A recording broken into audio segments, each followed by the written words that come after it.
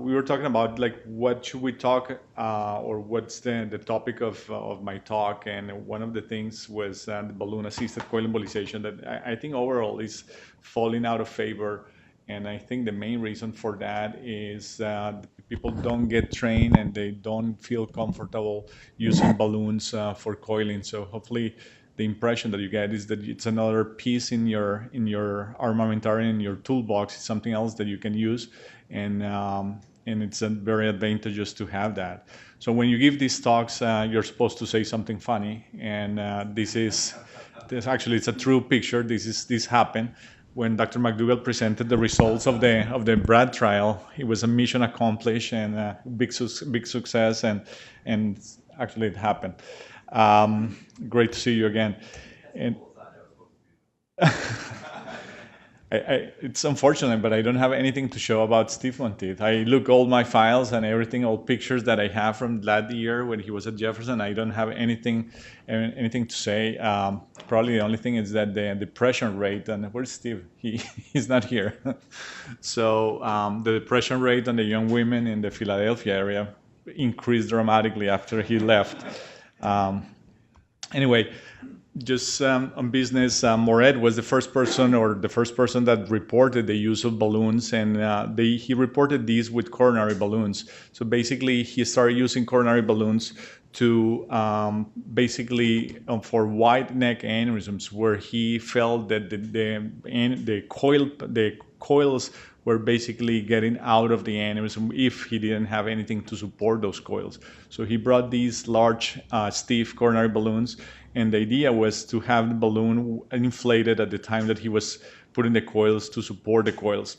Balloons evolved significantly over the next couple of years. The whole endovascular field grew, and I just want to show you like the main indications that I have in my mind for the use of balloon assisted coil embolization. So one is to protect the sidewall. So we see these vessels that have a perforator, a large artery, a small bifurcation, and basically you want to protect these. Balloon is an excellent technique for that. You can protect also the main artery. Main artery meaning there are wide neck aneurysms that come out of the carotid artery or vertebral artery. Basically, you want to protect the main artery from the coils coming back or protruding into the lumen of the main artery. This is especially true for fusiform or dissecting aneurysms.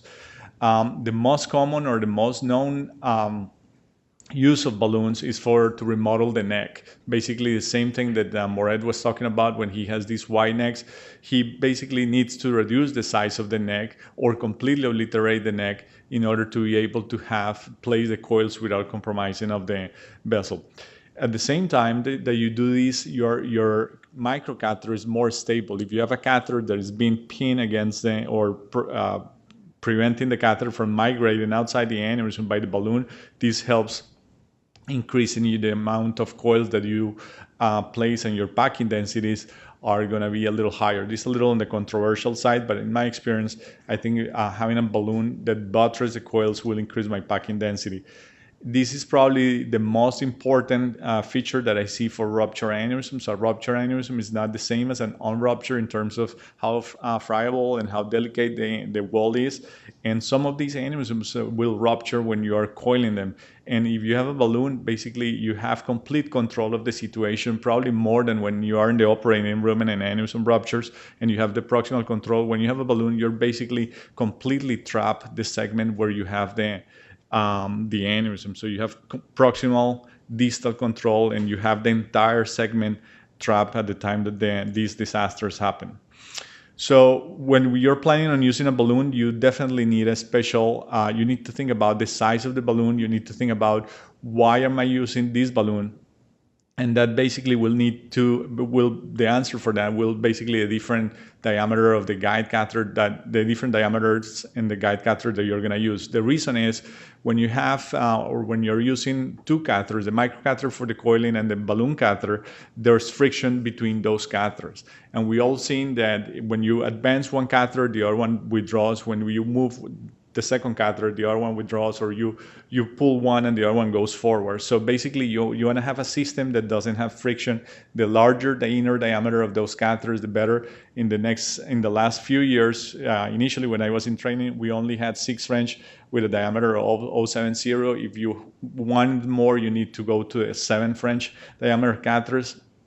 And during this time, we have these other catheters which have larger inner diameters, and basically they prevent the friction between the microcatheter and the balloon catheter. Definitely, if you're applying or thinking about using balloon-assisted coil embolization, the main risk that you have is your thromboembolic phenomenon. Your risk of having an ischemia, basically you have 2 microcatheters, you have a place for clots, small clots formation within those catheters, so you can avert that using early heparinization in the ruptured cases and definitely in the non-ruptured cases. And for the non-ruptured cases, you can use aspirin and Plavix in anticipation for balloon-assisted coil embolization. You can definitely need to know how to prep these balloons. The last thing that you want to do is prep the balloon in a way that when the balloon is inflated, you're not going to be able to see the inflation. The most dangerous thing is to inflate the balloon. You are inflating, you're doing something, and nothing happens on the screen. So basically, by the time that you react, that vessel probably is ruptured. And that's something that you can learn in this course, is prepping those balloons, and that's probably the most important part to prevent a vessel rupture. We have 2 balloons right now. There are 2 kinds of balloons. The double lumen balloon, it's basically 1 microcatheter that has a balloon mounted on the wall. It's not designed for coil embolization. Some people use it. I don't use it for that. So as a double lumen balloon for coil embolization, we don't have any balloon at this point. The technique for this balloon, it's a little different. Basically, you want to inject the green stuff is simulates the contrast. You prep the balloon. Basically, you want to get rid of all the air that's in the system, that is mounted on the system. The balloon catheter is mounted. It's immersed in saline, and this balloon doesn't have a 3 centimeter marker, so it's not used for coil. It's not designed for coil embolization. Some people use it. But the prepping of these balloons is a little different than the most common balloon, which is the single lumen balloon. This is from Mike Stiefel. We trained together. He trained under Cameron as well. This is the balloon. The double lumen balloon is basically 1 microcatheter that has balloon at the end, but it doesn't have the 3 centimeter marker. So you really have to guess where is that coil going to be detached. So this is an example of a carotid aneurysm, distal carotid coil within the same microcatheter that he was using for balloon. I use it sometimes just protection of the neck, but I never use it as a single device. The most common use is the single lumen balloon. We have in the market the different brands, and basically they are either very conformable balloons or a little bit less conformable. The very compliant, very conformable balloons, basically it's one balloon that will not just herniate in one direction, but it will recreate the shape of the vessel. These are extremely compliant balloons. So it's different from the balloons that you use for like carotid balloons or coronary balloons that basically you just increase the pressure on those balloons with the insufflator. These balloons basically will make the shape that you want them to be according to the anatomy that you have. Depending on the need that you have, on the anatomy and the geometry and the architecture of the vessel that you want to reconstruct, you want to prefer one balloon that is a little more compliant than the other one that is just like a sausage-like balloon to protect one aneurysm, protect one main artery from coils falling into the lumen of the artery. So we use the balloons for buttress the coils to increase the packing density. We use balloons to improve the stability of the catheter, to protect the side branch. Shows you the anatomy. I'm going to show a little bit later what I meant when defining the anatomy. Definitely you have proximal and distal control, and there's no more value than this part. Multiple series from before. This is my personal series. We published this a couple of years ago. We reviewed a series of patients with ruptured aneurysms treated with balloon-assisted coil embolization. And basically, our main problem was thromboembolic phenomenon. Our risk of having ischemia in the territory that we are treating was about 7%. So definitely, you add another level of complexity when you use these balloons. One example of being able to increase packing density is this patient. It's a male patient with a subarachnoid hemorrhage, has this anterior communicating artery aneurysm. We are starting to coil the aneurysm, looks great. But the problem that we had was basically we created two pockets. We created one pocket on one side, one pocket on the other side. We didn't have a balloon at this point. So there are two options. One option is just leave this case like this, and you can see that definitely there's an area.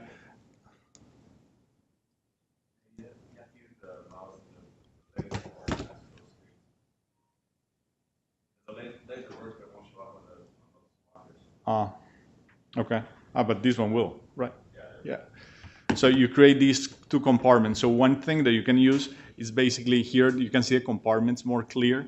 One thing that you can use is it's a balloon, and basically in the balloon will go from the carotid artery into the A1, be in the A2 as a landing zone, and you completely define the neck of the aneurysm. You have the microcatheter is going to be inside the aneurysm, and you can definitely increase your packing density and deploy more coils using that technique.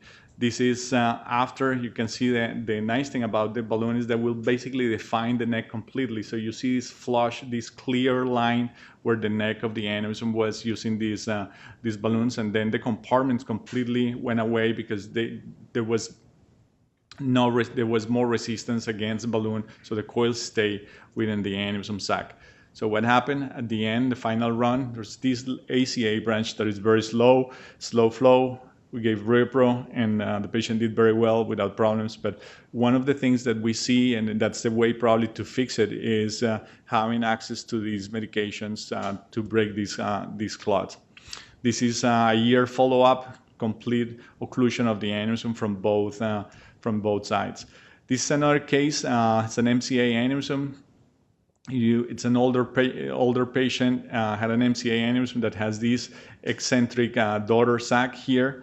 And one thing that we could do is clip this aneurysm, but she was old, she preferred to do this. There's no question that every time that you do a craniotomy, those patients don't go home the next day. If you coil an aneurysm and there are no problems, the patient goes home the next day. So it's a very powerful statement. And you see this branch here, so it was not tricky, but basically you can clip this here, or you can use a balloon to remodel the neck. Here's the balloon. This is the microcatheter for the balloon. The catheter for coiling, it's inside the aneurysm. And basically the idea is that the balloon will herniate. It's a very compliant balloon. So it will herniate inside the neck of the aneurysm, and you can see the protrusion of the balloon inside the neck of the aneurysm. You can see the white line shows the outline of the balloon, and basically will confine the coils to the aneurysm, and this part of the balloon will protect that branch of the MCA, and this is the final result. This is another example. It's a patient with a posterior communicating artery aneurysm and a fetal circulation. Same thing. You have a branch that comes out of the neck of the aneurysm, So we can use a balloon that not just will prevent coils from going into a carotid artery, from migrating into the internal carotid artery, into the distal circulation, but by herniating the balloon inside the aneurysm, you can protect the posterior communicating artery.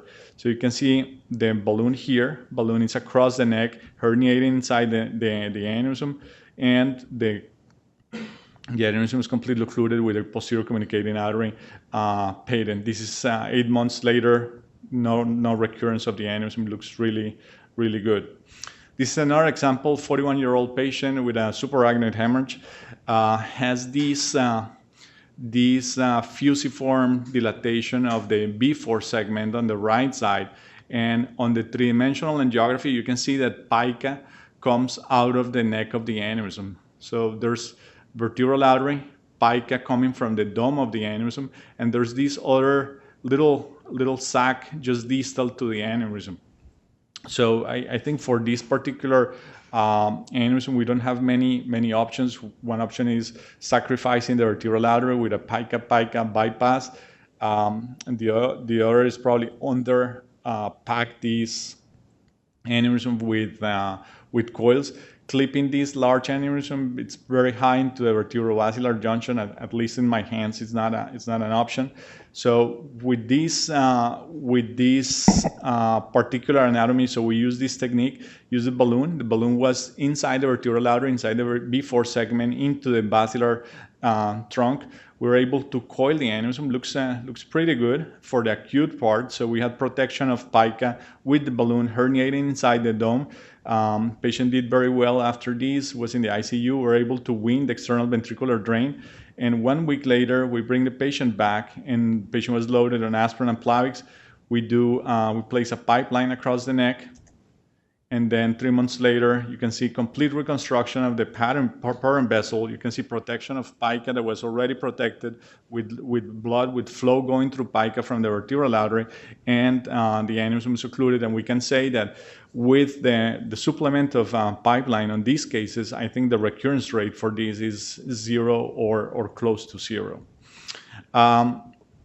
This is another patient that had a carotid cavernous fistula and direct cavernous carotid fistula. And when I said before that you can define the anatomy, it's very hard to identify the anatomy or see exactly where the rent on the internal carotid is. So we see these patients, this massive amount of contrast going into the cavernous sinus. There's so much rapid flow, and there's so much flow that you really, in this mess, you don't know where the dent, the opening on the carotid artery is.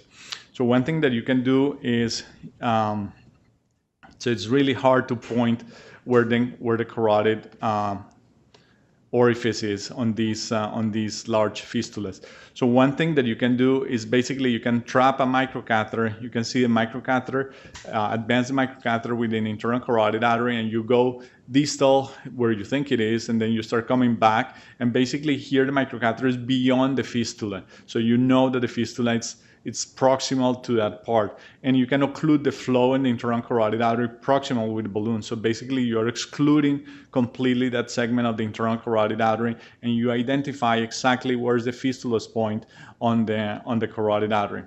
Once you have that and you know where then the defect on the carotid artery, it's either you go from the arterial side into the fistula, or you can go on the venous side and fill that carotid fistula with liquid embolic with Onyx, keeping the balloon on the internal carotid artery with the purpose of preventing the Onyx to migrate from the venous side into the internal carotid artery. So that's what we did, and protected the internal carotid artery. We have the balloon inflated on the arterial side, and then we went from the venous side and basically inject Onyx from the inferior petrosal sinus into the cavernous sinus, and we were able to see the anatomy. This is the part where I mentioned before that you can see anatomy. When you're injecting the Onyx and the AP and the lateral plane, you have no idea where that Onyx is going. So you can see here, you really don't have a visualization of the internal carotid artery. So you have the two planes, but at the same time, you have the balloon that is inflated there. So you know for sure that there's no Onyx migrating from the venous side in the internal carotid artery.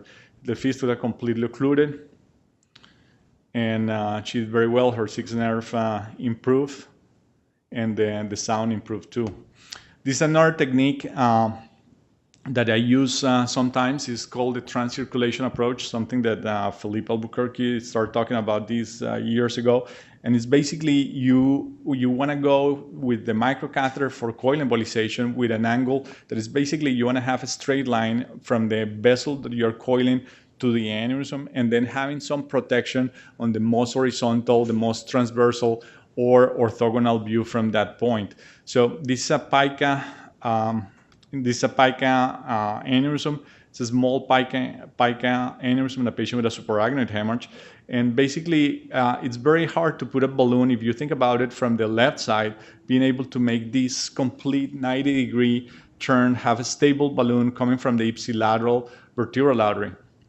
So what we did here is basically coming from the contralateral side, going over the vertebrovascular junction, into the PICA from the contralateral side, and then you have a stable horizontal segment for balloon, and then you have a straight shot from the ipsilateral vertebral artery. So we basically coil from the ipsilateral side, but we protected the PICA and protected the B4 segment from the contralateral side. It's very useful specifically for PICA aneurysms. A very useful technique. You can see this happy face balloon, horizontal balloon, and then a straight coiling from the ipsilateral side.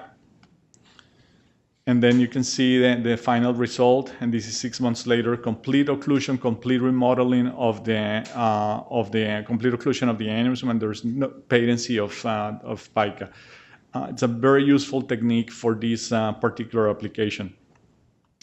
Something that it's also that we see is these carotids that are kind of on the fusiform dilated sides. They are not completely parallel. They are not completely straight like this carotid. The diameter of this segment is probably on the 6 millimeters. It's a larger carotid. So one thing that we can do is you have these wide neck aneurysms, small Pcom, but it's a wide neck. So you can put a stent there, but if you put a stent, you're gonna have a gap between the stent and the artery. So you can have a coil that will migrate very easily if you don't have a balloon that has a larger diameter than that, or at least match the diameter of that artery, and will be able to protect the neck by herniating inside the aneurysm.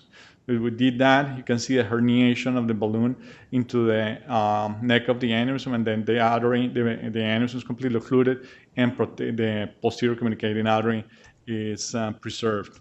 Same thing here. This is a patient with a subarachnoid hemorrhage. It's a woman with a right superior cerebellar artery aneurysm, very atherosclerotic vessels. You can see these basically it's a irregular basilar artery tip, top of the basilar tip with a sac and with the aneurysm on one side. So this is very difficult to treat with stents. It's a rupture aneurysms. We do stents on rupture aneurysms sometimes, but it's very difficult because you don't have a landing zone for a stent. So one of the alternatives is using a very compliant balloon, and if you use a very compliant balloon, that balloon is going to conform to this irregular distal basilar anatomy, and then it can protect the neck of the neck of the aneurysm, will prevent it from herniating coils into the main vessel, into the basilar artery, and also will prevent from occluding this branch of the superior cerebellar artery. This is a patient with bilateral fetal Pcom. So these both are superior cerebellar arteries, and the aneurysm is coming just at the, by just small, probably she had a small neck or a small stump of superior cerebellar and an early bifurcation of the superior cerebellar arteries, and the aneurysm just grew there. So the technique was basically inflating one of these hyper compliant balloons, Hyperform, large balloon, herniating inside the aneurysm, protecting the inferior superior cerebellar artery, and then coil the aneurysm at the same time with protection of both SCAs. This is the probably most important part of the use of balloons, and why I use it.